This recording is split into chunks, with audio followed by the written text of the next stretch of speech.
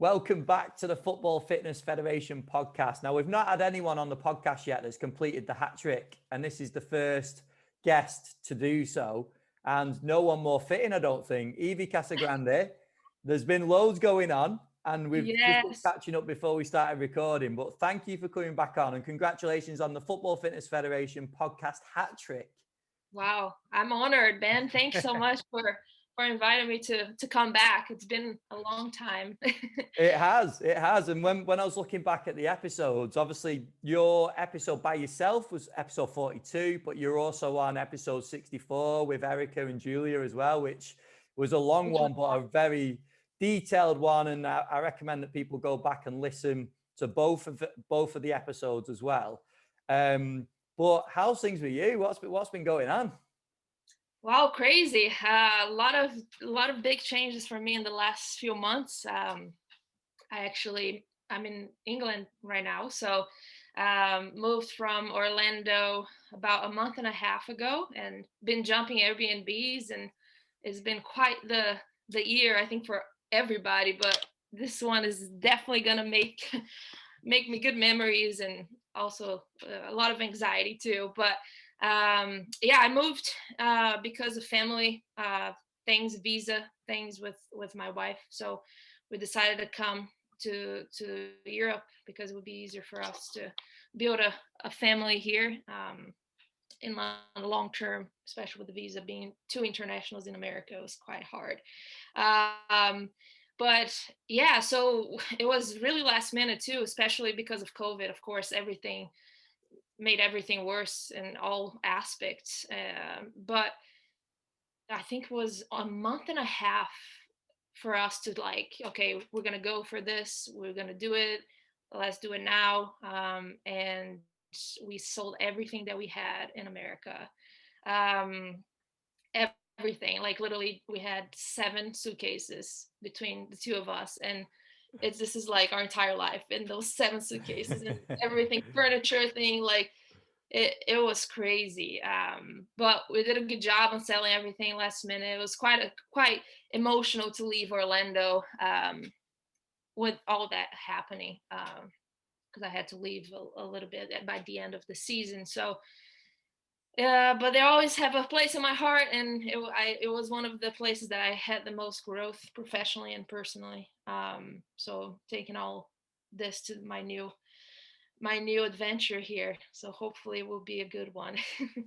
Awesome. Well, I know that a lot of people would have watched and followed your work at Orlando, and I know I certainly do. The information, I've said this before on the podcast to you, but the information you put out is absolutely quality. You can see the great work that you do. But I mean, it was funny because episode 42 was, I think you mentioned that was when you started at Orlando, wasn't it? That was like the first month or so. Yeah, it was super overwhelming because it was like, yeah, it was one of the biggest challenges for me, I think, that year. Just the growth and go through the like a self talk and confidence things as a coach, to deal with like big personalities and a completely different level.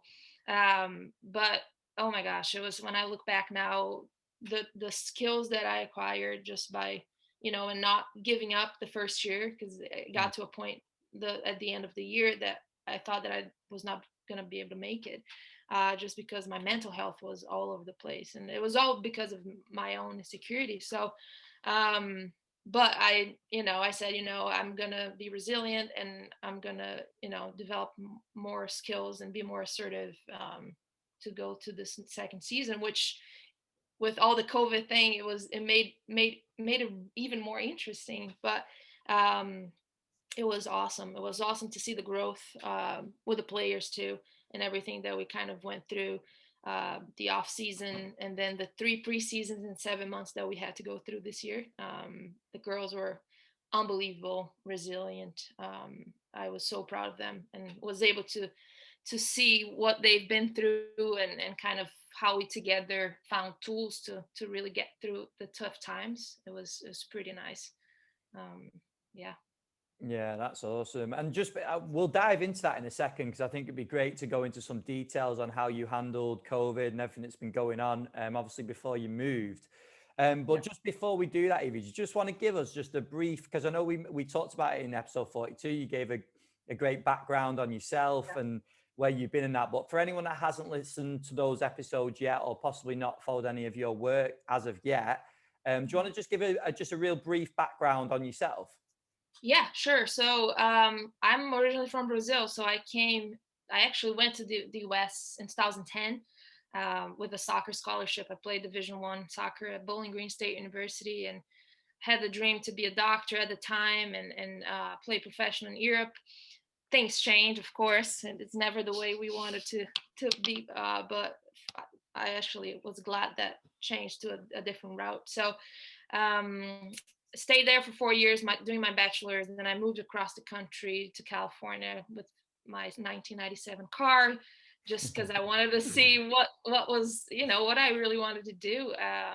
And then from there, I worked in 5 different jobs in California in hospitals. I was studying for the MCAT, and then I'm like, Evie, you can't afford medical school as an international student without actually having debt for life, and I didn't want that. So, and I missed the sport. I at the time I was kind of um, practicing and playing really hard to try to go to Europe professionally to play. I played in Brazil professionally, but I really wanted to go to Europe and got a sports agent that stole my money. And I'm like, that's probably a sign that I need to find a different thing. And in 2015, a sports psychologist I had when I played, because I had a lot of confidence problems as a player. She was the director of a program, a kinesiology program in Bowling Green, and she invited me to apply for the master's program, and it was a perfect thing for me. A year off my bachelor's and now wanting to explore a different route. So I did it. I actually spent a little bit of time in Brazil because my visa was about to expire. So I stayed there for 5-6 months and then was able to go to the end of 2015 to Bowling Green again and do my master's. So I fell in love with the program and was able to be a sports performance volunteer at first at the team that I played, and then from there I had a part-time position there as a sports performance coach, which is the best thing for me to learn the theory and apply. And I had the freedom and the trust from the coaches to really apply everything that I was learning. And then in the meantime, in 2 years of my master's, I did a bunch of internships, mentorships across Europe and with Arsenal, Aston Villa, and then Exos, which started shaping a little bit of my philosophy as a coach, and which it's always changing nowadays. So, but yeah, I stayed there 2 years, and then 2018, I got my first real job as a director of sports performance in a youth athletic training facility, Redline. So drove 1 hour from Bowling Green, went to Michigan, Farmington Hills, stayed there for a year and a half, and that was amazing year of growth and developing my leadership skills and develop a really cool internship program there, where I have all my interns now doing their thing all around the world, which makes me super proud. But and then I started doing work with the U.S. Soccer Federation as a sports scientist network professional sports scientist with the youth national team. So I would do some camps during the year. And then the opportunity came to go to Orlando. I applied for that position. It was my kind of dream job. And I made it, and it was quite a change from going, from Red Line as a youth training center and kind of just working with the youth to now being able to work with the professional, and it was amazing experience. Stay there until last month. So yeah, definitely a crazy journey so far. Stayed about 11 years, 10 years and a half in the US, and now starting my journey here in the other side of the world. And yeah, we're glad to have you, Evie, as well. But Thank you. I think any coaches listening to this, especially young practitioners or possibly practitioners starting out in any of their journeys, should listen intently to what you've said there, because it's not been smooth, has it? There's been Yeah. constant sort of battles and like just the sheer moving around that you've had to do so far. Like you traveled across the world, like to seek these opportunities, and you've took these gambles, but like this is what coaches have to do. But on the back of that as well, we spoke just before we started recording. It's probably an area that isn't talked about, is it? That a coach's private life, family life is huge, and Yeah. um, the sacrifice that some coaches make in Yeah. that regard, like, is pretty intense, isn't it? So, do you want to just touch on that? Because I know you spoke about that before we started recording. I think it's really important for coaches to hear. Yeah, no, it is. And I think, I mean, I'm pretty young. I'm 29, and I've been in this field for 6 years now. And um, for me, I think there's a lot of pressure as a field to work 24 hours, to be available 24/7 for athletes, which I really thought that was the case, especially when I started. And then being able to really sacrifice everything for the field, right? And which you have to do some sacrifice. I did, like, otherwise I would have stayed in Brazil with my family. I left everybody there and then went to the US, and starting from zero. And again, I'm here in England, starting from scratch again with Mm. nothing but my suitcases. But it's really interesting because I had a lot of mental health uh, issues with being a coach and being through all this crazy, changes. And I think a lot of the time we put too much pressure and say, we need to do everything and sacrifice everything for the job, which I think there are some sacrifices you have to do. But for me, family is such a big important part. There's a time that you have to kind of balance things out a little bit. And I think for me, to leave a place where I was had a really secure job and have everything, like, to come to the unknown, it was really exciting because I was finally able as a coach to be like, oh wow, this is a personal growth for me, to be able to Mm. look at my family and say, I'm doing this mostly for my family. And it gives me a lot of it's good for me. And I think I'm happy because of that. But it's just, I think the pressure, it's always like, no, you have to sacrifice everything. You do, but it has time for everything, right? And for me, there's a time that I had to say, I need to, prioritize my family and prioritize our new life. And it's hard. I mean, for me, it was super emotional because I had, you know especially a really big connection with Orlando and the players, and the club itself, um in America, because that's where I actually, grew as a professional and as a person, and gave me all the tools to be where I'm at right now. But yeah, it's always I'm always excited to get out of my comfort zone. So this is like actually exciting for me, because I know that's going to be another growth opportunity. And I don't see as like I'm losing something. I feel like it's just the beginning of more growth. And I think coaches need to understand that sometimes, like, your roadmap is never going to be as perfect as you want it to be, and it's going to be different routes. I call the back roads, right? Because Yeah. when you go to your GPS, you always go to the best route, right? Like, this is the best route, is like less time and it's the known road. But then when you go to the back road, sometimes it can be scary. And I remember, like, actually my when I moved from Michigan to Orlando, we actually had GPS on, and we took a back road, and I completely lost signal of my phone. And I'm like freaking out. I'm in this U-Haul with my family, with my dog freaking out. And it's dark. There's no lights. And then finally, we were able to, like, okay, we're okay. We're fine. And it's kind of like an analogy of that kind of, Yeah. the back roads can actually lead to even better places. And I think that's where um, we can't be afraid to kind of go through that experience. And not a lot of times you're just gonna get to known places where you're gonna have, control of everything. But yeah, definitely a really crazy journey so far.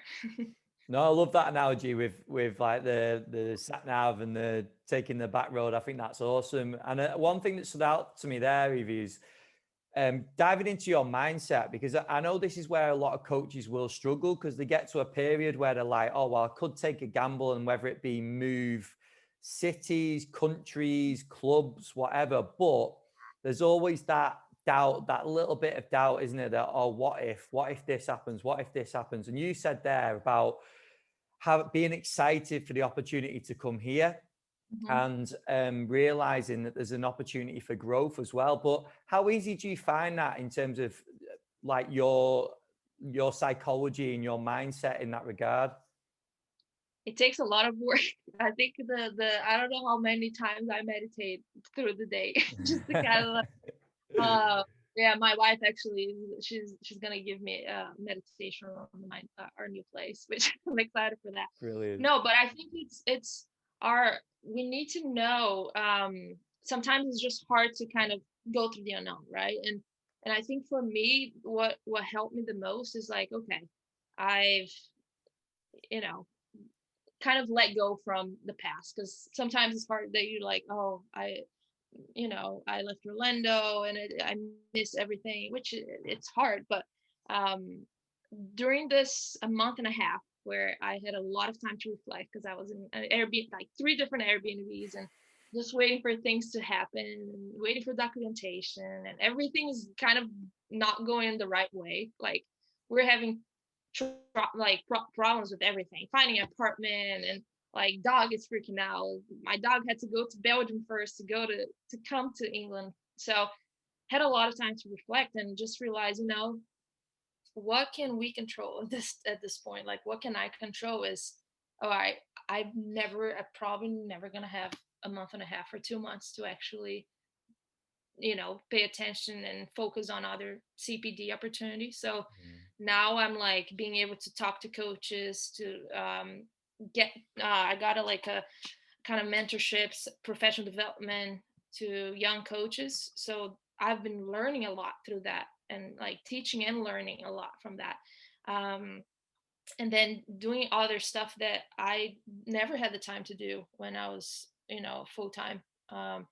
And just seeing the bright side of it, and kind of paying a lot of attention to mental health, finding different tools to get me to a better place, and that way I can teach athletes the same tools. So been doing a lot of breathing protocols and how that affects my sleep patterns, and all my heart rate variability stuff, and meditating. How can I find ways to, because my mind works at 1,000 miles an hour, and it's for me it's really hard to stay still. Always been hard for me to stay still and not do anything.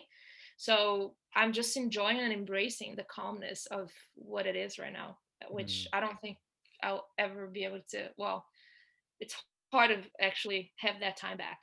So really being grateful for being healthy, and having the opportunity to do that. And even I know it's a big change, but being able to go across the pond and actually bring my family with me, and kind of start from from zero again. So it's a great opportunity to self reflection, and just seeing the bright things, because I think there's a lot of, I think the gratitude part has been huge for me this year, because we'll never know, like who knew that, from one day to the other we would not be like interacting with people anymore the way we were before. And we never know when we're going to get anything back, right? So I think it's just embracing that, and being grateful every day for being healthy, and kind of, especially with the state of the world right now, with the politics, with Black Lives Matters and everything that's going through. Like it's crazy that what our world is going through. So I think it's really important for us to really get that time to self-reflection, and find ways to really embrace that, and kind of how to get the most out of it, you know, and drive change, and drive, in a positive way. So definitely a time of reflection for sure. I think that's a great point. And I think every coach will be able to relate to that in some way, shape, or form. Because this year, like you said, you've had your time since leaving Orlando, but everyone at some point this year, with all the lockdowns and everything that's been in place, has basically had time where they've not had I mean, some will argue that they have been busier than ever, but I'm talking the majority. People have had time to reflect, Yeah. and I think it's really important, that process of reflection. And we spoke about it back in an episode with Liam Anderson. Yeah. Coaches don't do it. We don't do it enough, do we? We don't reflect on things. We're not critical in like a positive way of what we're doing and how we can amend things. Yeah. I think it's really easy to get lost in the craziness of the daily life, right? And I think I've really got to know that when I came to England. I think because I've been being able to like just sit and reflect and like go to nature and like enjoy nature. Like, Mm, and sometimes we forget about that because we're always, we're always doing stuff for our athletes, but we forget about ourselves, which is crazy, right? And it's really hard for us to kind of um, do the things that we preach to our athletes. So mm. I think it's definitely a big priority that I've been having. Like, it's having a time twice a day to just walk and just be out away from my phone and kind of like, okay, can I enjoy this view for 5 minutes and kind of just, and I never had unfortunately, it's not did not really have the chance to do that the last few years, where I was just too stuck in on work and the expectations and the pressure that comes with the job, and you just forget about those little things, which we shouldn't. So I think this time actually should be a good time for us coaches to reflect that and to really start taking time to ourselves too, which is extremely important. Yeah, we spoke about that in detail on episode 64 when the girls were on as well. Yeah. That it's so important that how can we be effective as coaches when we're not fit for the job, and whether that be physical, but I'm thinking more sort of mentally. And if we're not fit and healthy, like how Yeah. can we have such a big impact on our players or our athletes? We're not going to be as effective, are we? No, and I remember even when I was like at my busiest time with my job, I was not even being able to like establish a routine of working out, and I would blame it on the my routine, but it was all me. Like, I could have Mm, like go earlier and do it, um, but it's just I felt not confident about me not being physically active as a performance coach. Just my energy, like with the athletes, and they know, like my athletes knew when I was completely stressed and probably didn't get enough sleep because of stress. They knew right away, and mm. and and that's, I think, the biggest thing for us. Like, the athletes know, know exactly how you feel, and they get that vibe from you, and that's actually really important for them. If you kind of get that different vibe, they're going to be affected too. Mm. So I think it's really important. I think we sometimes forget how much impact we can actually make in our players every day, just by bringing the energy, connecting with them.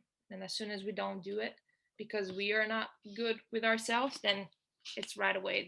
They get it right away. And then what about some habits or lessons that you've taken when you go into the next opportunity? So you've reflected a lot on like, oh, I possibly should have been doing this, whether it be training or whatever it is. What are some things, if you're happy to discuss it, what are some things that you think you'd focus on and make like non-negotiables for yourself? Yeah. I think the mental health part is like always having one time of the day where I can go with my family for a walk, and I completely get out of that social media world and phone world, and meditate at least 5-10 minutes just to get everything out of my mind, because my mind always is, and just be grateful every day. I think we forget it's really easy to get into autopilot and in your everyday role, and you're always like, oh, there's always going to be tomorrow, but we might not have, right? And I think going to that mindset of always have like a gratitude journal has been really helped me, actually, Mm. to kind of like, what happened today that I'm really grateful for. And I think that helps a lot with just my mentality going to work and going, attacking everything, and just kind of And I think that the biggest thing is there's always a much bigger picture than your job and your stress from day to day, right? There's always a bigger picture. So I think thinking that, it helps me too, kind of like, okay, how can I develop skills that I can not actually get, you know, completely stressed with everything that's going on? How Mm. do I channel that? Which in the past I didn't have a good way to do it, and I struggle with that. So now I'm more able to channel that through doing yoga, through breathing protocols, because I know that helps a lot. Mm. um, so just I think that's going to be my non-negotiables for myself. And one thing you mentioned there, the gratitude journal. I used to hear people talk about this years ago, and I'd be like, "Oh, what a load of I rubbish! know. Like, what a load I of like cliche, blah blah blah." But I started doing it probably about a year and a half ago. Just hmm 3 things at the end of each day that you're grateful for, and it could be anything, can't it? Like it might be, well, absolutely anything, the health of your family or whatever it is. But it does just give you that time to actually sit and think. And sometimes you'll be like, might take you a bit longer to come up with some stuff than others. yeah, Some stuff might come to you really quickly. But I do encourage people to do it, because if you haven't and you do yeah, think exactly what I thought, like what a load of rubbish, like it's not going to make a difference. It does. It genuinely does. it really does. I actually, I'm crazy about notebooks. I love notebooks. So I went to a store and I got this really cool 1 page daily journal, which is like your daily goal, your gratitude. How was your day today? Okay, moderate, and it was really good for me to prioritize things. As I said, like our minds go 100 times an hour, 100 miles an hour, and I think for me especially, I get distracted really easily. Like, okay, I have to do this, but then I have to do this, and then I get lost. Mm, So like writing things down, and I talk with like the coaches that are just starting now, like to have a journal of not only like the gratitude journal, but like your own journal as a coach, to like when the practice ends and before I go home, I have a Word document, a calendar where I always say, okay, this is what we did today. This is exactly the training, the minutes, everything. But apart from that, this player told me about this. I mm. think she's a little off.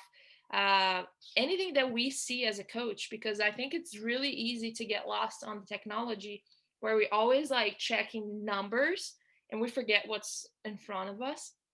And I think that's something that I developed as helped me tremendously, just knowing my players just by, how they do in the warm up, like in terms of body language, and always in my journal, because I can always go back to it. I can go back to last year.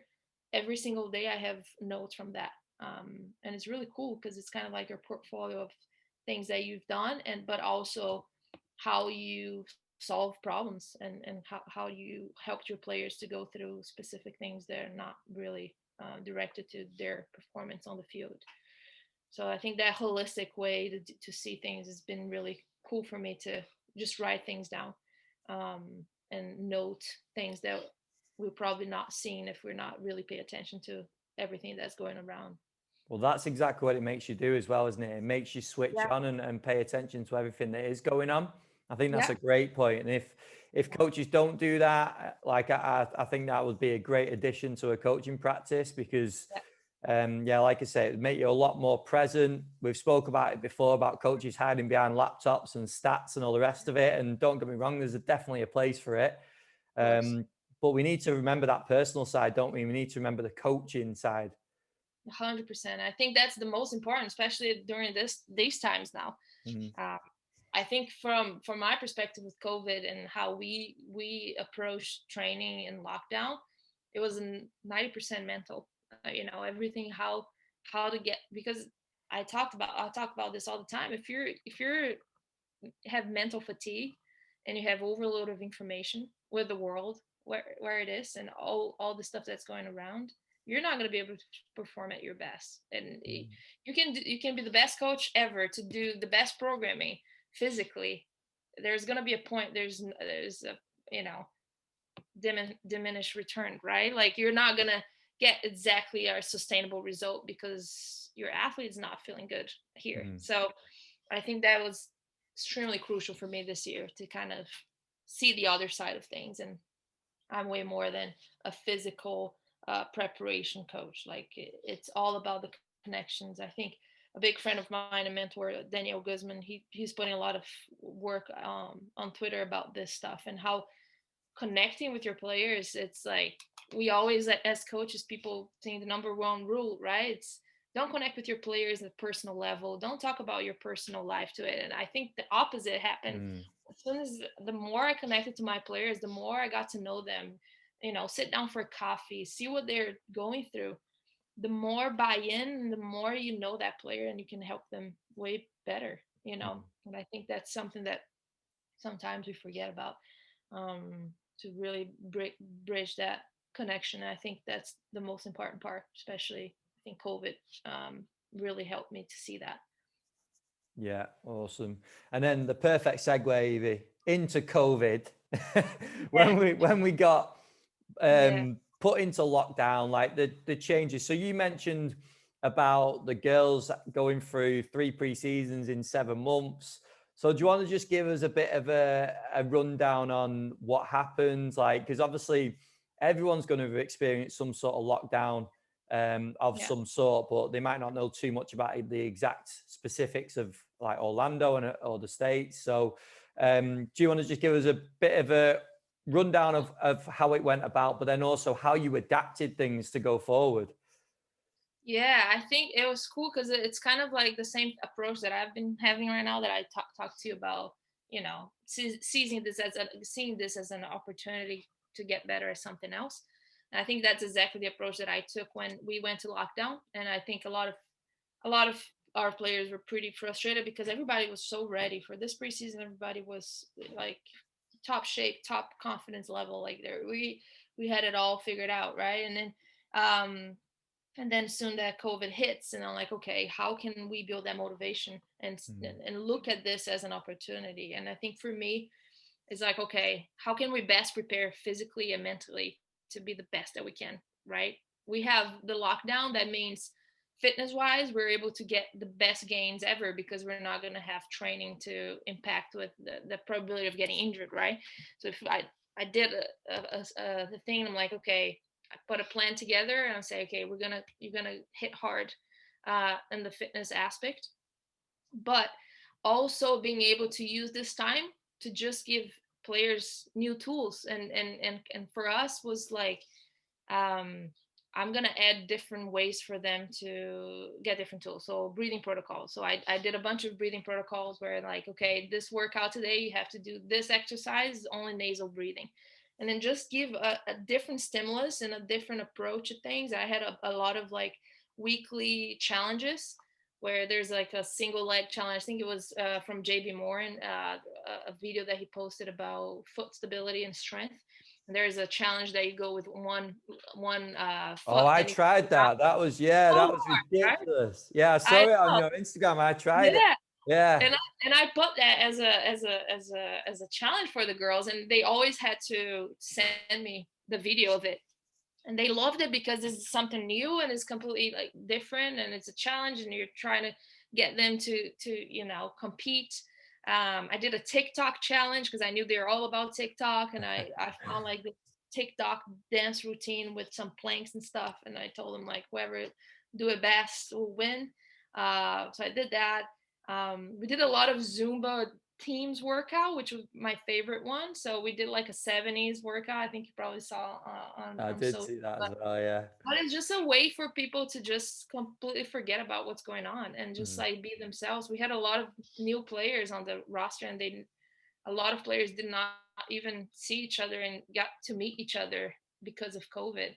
So it was a way for them to connect, and kind of it was great because the team took it so well in terms of like they're just being themselves and they took it all by heart. Like they were, dressing as best as I could see, and I brought some yoga. We had meditation and mindfulness.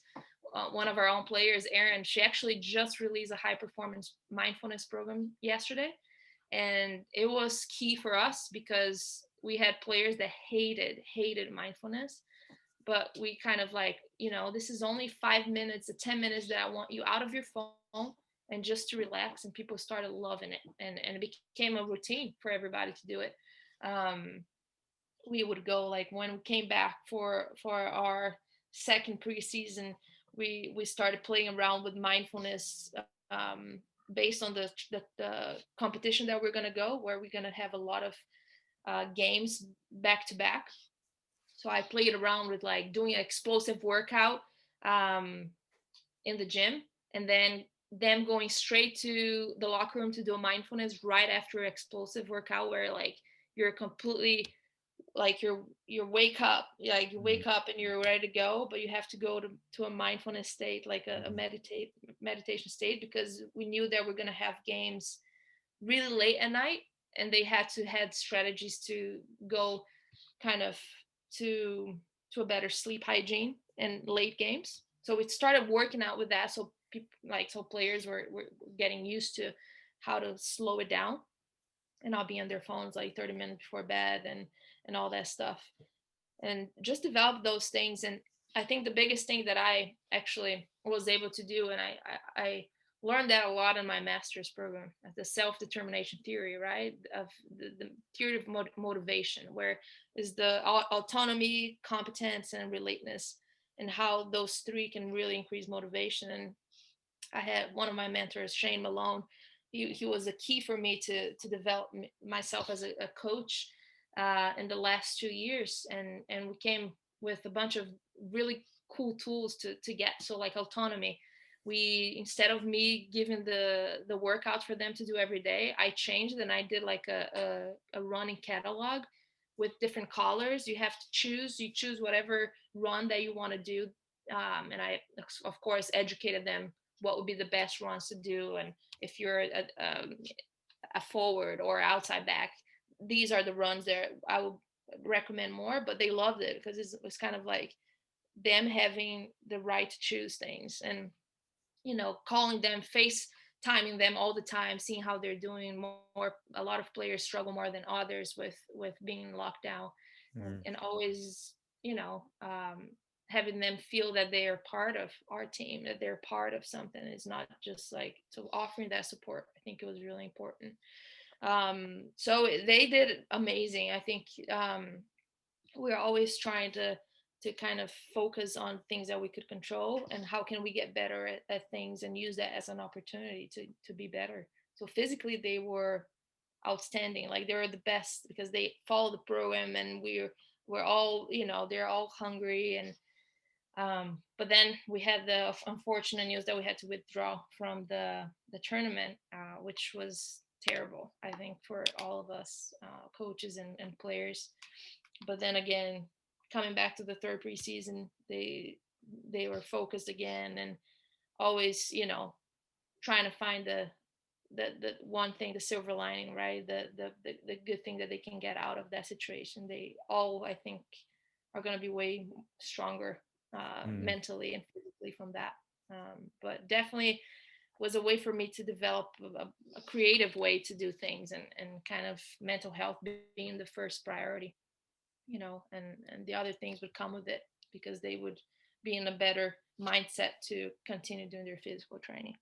Yeah, brilliant. So do you think your role with the players then shifted a bit? So if we take your role, and I know there's much more to what you've worked with the player than physical performance coach or S&C coach, but do you think it shifted more to like sort of mentor, possibly even like friend in that period, just to get them through it? Oh, 100%, 100%. Like I've developed so many group relationships with our players, because just to get to know them, and just to sit down and say what's going on, like how can I help, and why don't you try this, and see if it works. And developing that trust, for me was extremely important to really get that other side of coaching that I've always had. But it's, with those situations, it's even better for you to really practice that, right, and how Mm, really use that to help players. So I think definitely shifted a lot, because I was way more flexible with everything going on. There's days that, for certain players, I'm like, take it easy, don't worry about this. We'll do another session tomorrow because they're not feeling good. So go for a nap, go do something fun, and we'll revisit next day, you know. Mhm. But being flexible and kind of understanding that those limitations are extremely important. Awesome. I love speaking to coaches about this period. And I know it's been really challenging, and I don't want to, I do want to put a positive spin on it, but I do realize at the same time it's been very tough for a lot of people. Definitely. But speaking to coaches like yourself and seeing some of the things that have been put into programs and the way that coaches have just completely changed like the approach, I think it's really fascinating because like all the stuff that you've done there with the girls, I mean, it's amazing, all the Zumba and all the TikTok videos and stuff. I don't think you realize how powerful that can be, can it, with the Oh, players? Because at that time, if you're strictly getting your S&C textbook out and you're yeah. going, well, we're going to develop whatever it is, and we're going to do these programs at this time and all the rest of it. Like, Doesn't work. in a way, the textbook needs to go out the window, doesn't it? We need to just Yeah.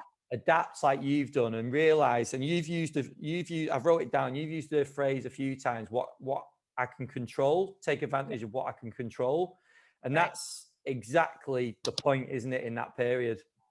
Yeah, it is. And it's crazy how I think as a coach, like we're always stuck with the ideas like best periodization models. What are the best like yearly plan that I'm gonna do that's gonna be straight? I think it's important to build a skeleton and know what you're gonna do. But after this year, I'm like, you know, there's way more important things to take into consideration with your physical program, that it's no textbook uh, or master's or bachelor's program ever teaches you, which is Mm, how to interact with people and how to, you know, even navigate through our field, which is there's so much going on. You know, there's all the pressure and for me, especially my first year in Orlando, like how to fit in within a staff, you know, like how.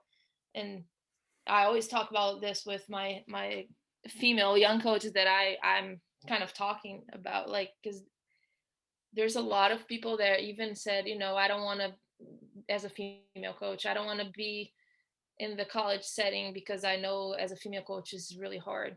It's mm, like it's just really hard to get into. And I think we need to flip that mindset, especially as a female coach. Like sometimes it's our own insecurities. Like for me, it was my own insecurity, and I was like, oh, I'm the only female in my guys staff, and that sucks. And like, no, like it's my own insecurity, and I need to get better at being assertive and seeing I know what I'm doing, and that confidence and that respect from others will come with it. So I think,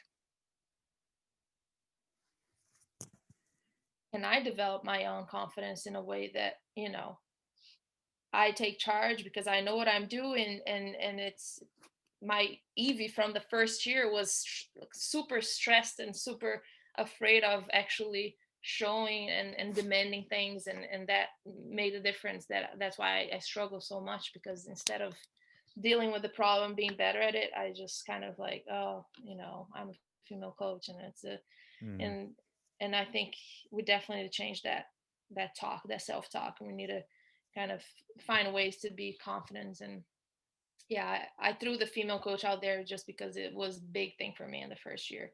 I Mm. think that was a big learning experience, that we need to be better and just teaching ourselves to be more assertive in certain ways.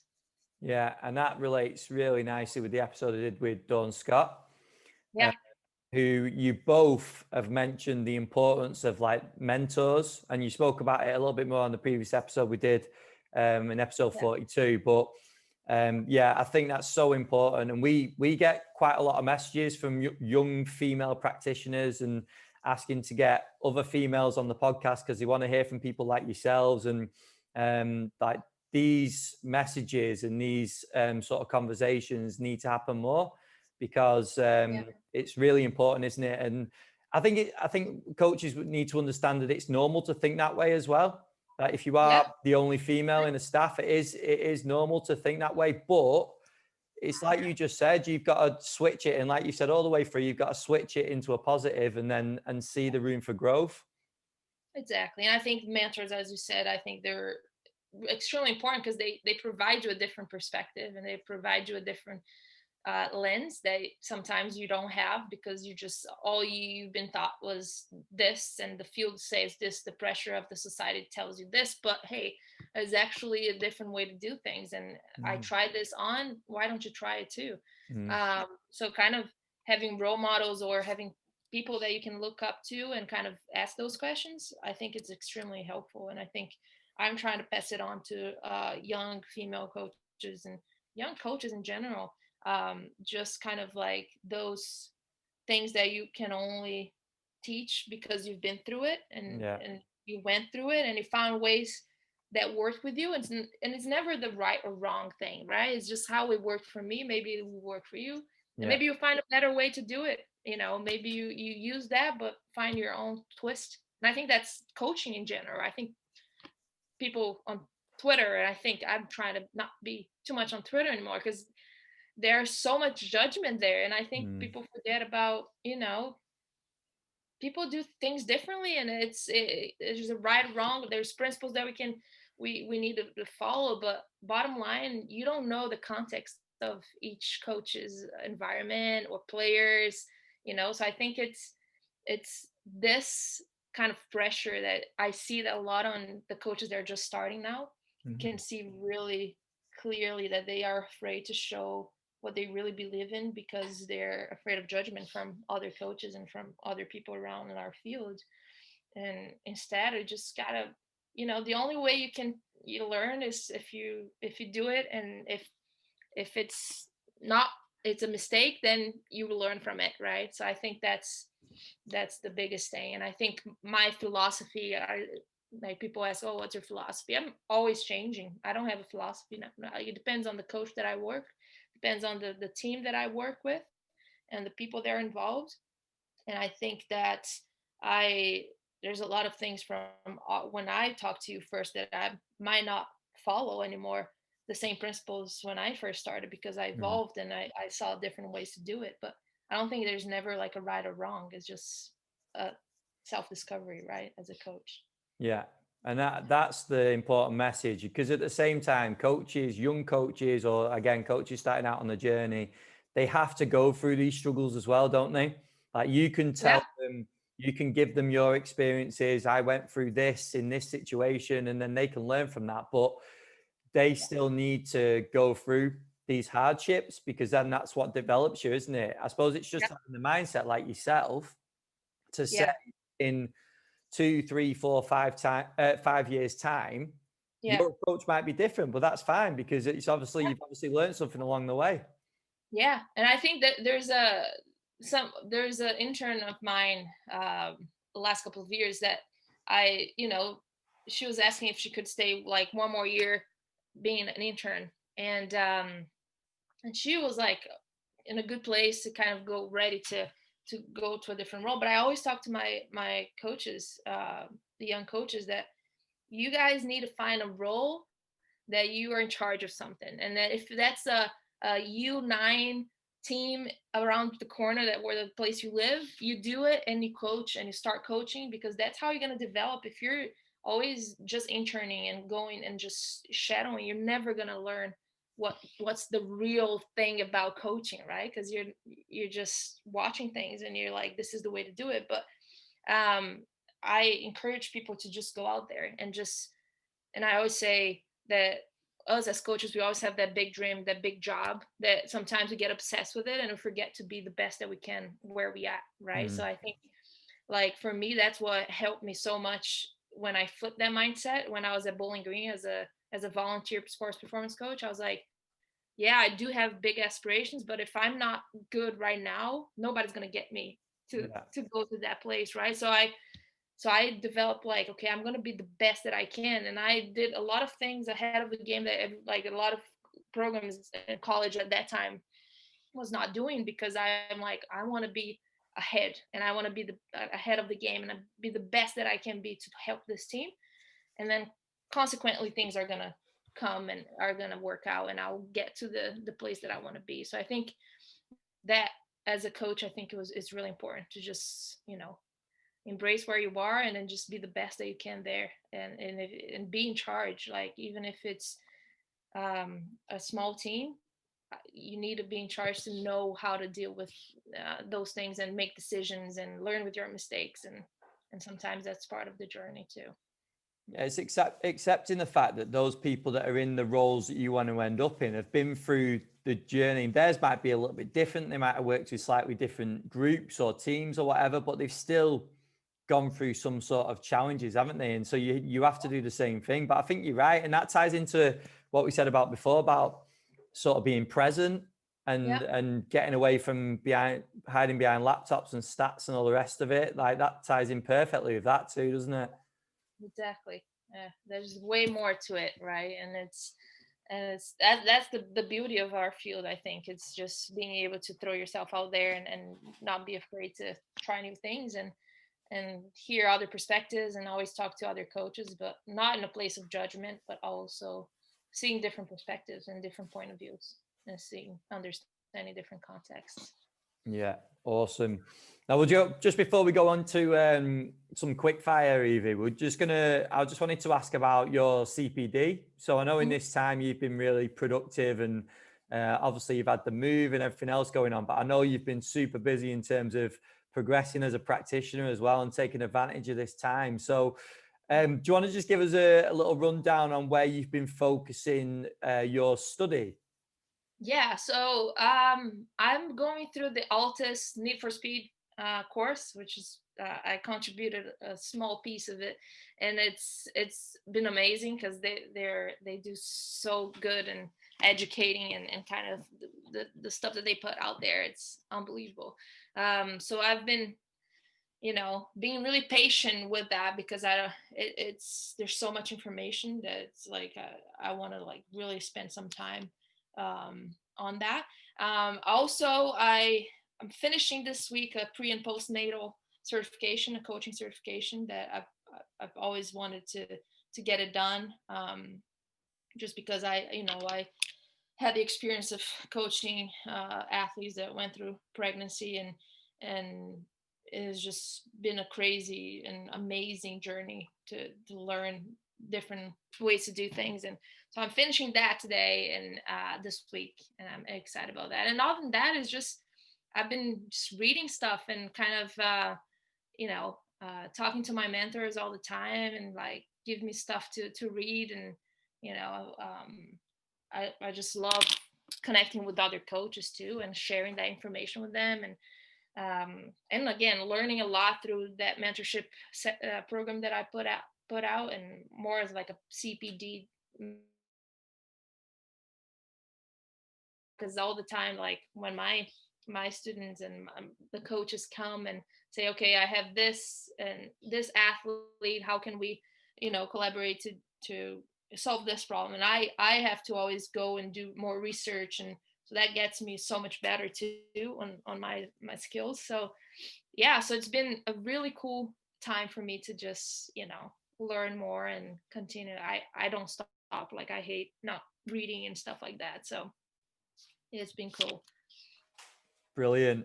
Right, we'll move on to quick fire because I'm wary of time. I know you've got to go and see the new place shortly. So yeah, Yeah. we'll move on to this. So these are just a few questions that obviously diving into you a little bit more and go into as much detail or as little detail as you want. And I know this first one's going to be tough for you because you might have a list as long as your arm. But who are some of Okay. the biggest influences on your career so far? Ooh. Um, there's so many. I think um, my biggest role models, I think that helped me as a female role model, I think been Don Scott and I think Ellie Mabry. They really helped me kind of go through and navigate through that world. And I think my biggest mentor is Ben Ashworth, always guiding me to with every decision that I make in the field, and his big friend Kelly Starrett, Shane Malone has been amazing, kind of guiding me through developing my philosophy and kind of seeing different ways to do things. And um, Dan Pfaff has been a huge friend and mentor, because we always get into big discussions of you know um, little things, and then he sends me a bunch of articles to read, and I love it. I have a separate folder just for that, just to kind of, um, yeah. There's so many people, there's I so knew many I knew you'd struggle to narrow this one down. yeah, it's so hard because there's so many different coaches that impact me so much in my career. But yeah, those ones for sure. They've been with me since day one, and they've helped me to be the best that I can. And the next one, what's your biggest strength as a coach?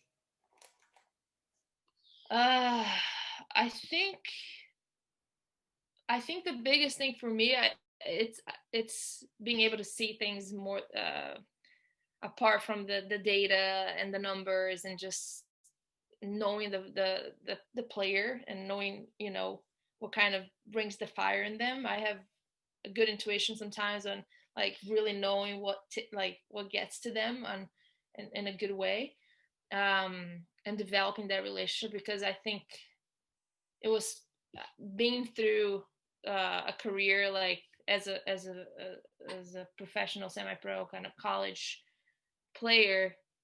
I've I've been through a lot of things that sometimes I'm able to help young players on, especially on the confidence part, the mental aspect of it, since I struggle so much and I had to develop those tools to really get better at it. So I think that, yeah, that the kind of like the human aspect of our field, I think that's something that I've been developing and loving the way more than the just the physical aspect of it.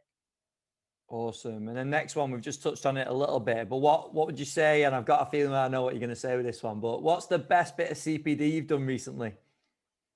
Ah, yeah, it's hard, isn't it? Yeah, I think the Altus. I think I went to Altus right before COVID. I went to Phoenix and spent some days there, and I had so much fun. Just kind of understand their brains. They're just like, they're so smart, And it's like, how do you guys see that? And kind of going through that process, especially with Dan, and kind of like how to develop the coaching eye. Like, tell me, like, wow, what are things, and kind of going through that. I'm still do it every day, like, practicing video analysis, watching video every day, and going forwards, backwards, seeing things, and that's been pretty cool. I think since I went there with those guys, and they just put so much good information out there, and it's definitely have really guided me to be a better coach without those tools. Awesome. And then final ones, Evie. This is the same sort of question for two different type of people. So what do you think the most important trait is to have as a coach? Mm-hmm. Yeah, I think it's kind of the same as we talked about. I think is the developing a relationship with your player, and the human aspect, and not be afraid to break the rules that we talked about, oh, don't be close to your players, don't go sit down coffee and have coffees. I think that's something that I learned, because when you work at NCAA and colleges, there's all those rules that coaches cannot, Mm. interact with players outside. And it, for me, was really a weird transaction from that to the professional world, which is like, you can have conversations with your players, you can sit and have coffees with them, which I understand the rules, but it's just like puts everybody in like in a wall where Mm. this is professional, this is personal. But it's definitely a big trait to just be able to sit down and share, and show them who you are more than what the coach that you are. There's more to it, right? And I think that's kind of where you develop the trust. It's where when you start talking about what is important to you as a coach and as a person, like your values, and a lot of times will align to the player or not, but it's just a really cool and important aspect of it. Awesome. And then just to flip that for the player. So what do you think, thinking about some of the players? I mean, you took work with some of the best in the world, but what's some of the most important traits of those players, do you think?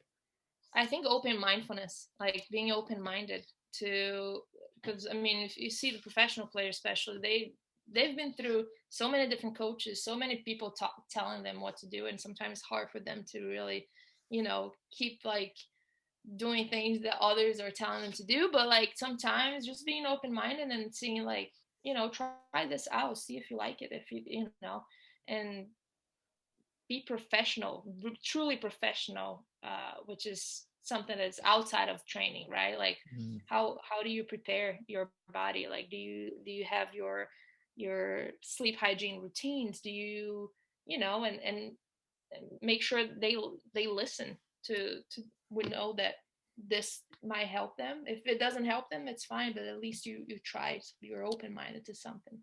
So I think that's important. Brilliant. Evie, this has been ace catching up. It's been really cool to get you back on and secure that hat trick. Yeah.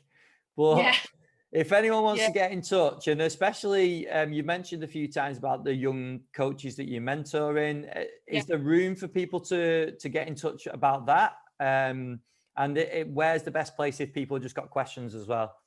Yeah, definitely. So I have my website, evcasagrande.com, where all my mentorship stuff is there, a little bit about me, information there. And I've been posting a lot of things on Instagram, just kind of like helping coaches with, some everyday topic and kind of bridge that gap between theory to practice, which is extremely important.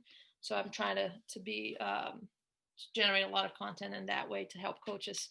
Um, yeah, so Twitter, Instagram, and my website, I think the best ways to reach. Brilliant. Well, thank you very much for coming back on. It's been great to catch up. And it's a pleasure as always. Awesome. And we'll do another one very soon. All right, thank you so much. Awesome, Evie. Take care. Thank you.